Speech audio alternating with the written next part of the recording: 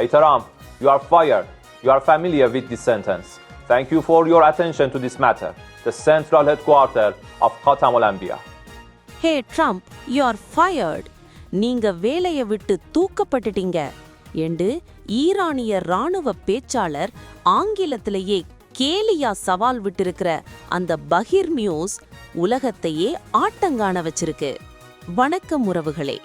உலக அரசியல்ல இப்ப ரொம்ப சுவாரஸ்யமான அதே நேரம் ரொம்ப பயங்கரமான ஒரு திருப்பம். நான் நினைச்சா உலகத்தையே ஆட்டுவிப்பேன் என்று நினைச்சுக்கிட்டு இருக்கிற அமெரிக்க அதிபர் ட்ரம்புக்கு ஹே ட்ரம்ப், யூ ஆர் ஃபயர்ட், நீங்க வேலையை விட்டு தூக்கப்பட்டுட்டீங்க என்று ஈரான் முகத்துக்கு நேரா ஆங்கிலத்திலேயே ஒரு மாபெரும் கேலி சவால் விட்டிருக்கு. பாருங்க உறவுகளே, ஈரானோட ராணுவ பேச்சாளர் எப்ராஹிம் சுல்ஃபகாரி ஒரு வீடியோ வெளியிட்டிருக்கார். அதுல அவர் சிரிச்சுக்கிட்டே ஹே ட்ரம்ப், யூ ஆர் ஃபயர்ட், இந்த வார்த்தை உங்களுக்கு ரொம்ப பழக்கம் தானே, நீங்க இதுக்கு முன்னால நிறைய பேரை கூப்பிட்டு சொன்னீங்க, இப்ப நாங்க உங்களுக்கு சொல்லறோம். உறவுகளே, ஏன் இந்த அளவுக்கு கேலி? ஹார்மோஸ் ஜலசந்தி ஈரானோட கட்டுப்பாட்டுல இருக்கு. பெட்ரோல் விலை எகிறுது, உலக பொருளாதாரம் குலுங்குது. இதாலதான் ட்ரம்ப் 48 மணி நேர இறுதி எச்சரிக்கை. திறக்கலன்னா மின் நிலையங்களை நிர்மூலமாக்குவோம், கெடு முடியும் நேரம் நெருங்குது, ஏவுகணைகள் தயார் நிலையில்.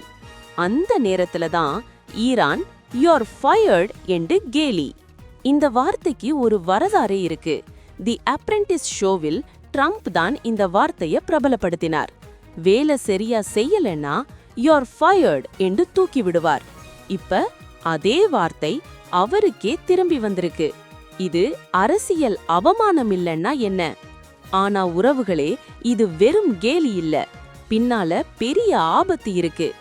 ஈரான் ஏற்கனவே எச்சரிச்சிருக்குது, அமெரிக்க தளங்கள், எரிசக்தி நிறுவனங்கள் அடியோடு தாக்கப்படும். கத்தார்ல நடந்த தாக்குதலே ஒரு சான்று.